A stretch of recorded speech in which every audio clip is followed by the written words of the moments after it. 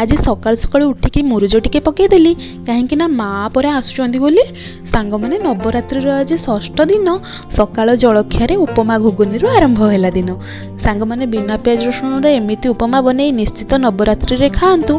सांगरे subscribe करने को जमारू न भूलु। प्रथमे सुजी को टिके घीरे भाजीदेवे, तापर गरम घीरे जीरा भृसंग पत्र कंचा लंका दे हेंगु टिके पकई छुंकी देवे। तापर अदा छेचा टिके देबे पकई, बिलाती सह लुण टिके देबे मिसई, भजा सिमेई टिके पकई मिसई देबे। तापर सुजी माप देखी उषुम पानी टिके दे देबे। पानी फुटी आसिले भजा सुजी को देबे पकई, तापर उपमा खाइबे घुगुनी लगेई। दीपहरे थिला आज परिबा तरकारी को गरम भात। डेली परिबा खाइबा कुआडे पा देह पई हित।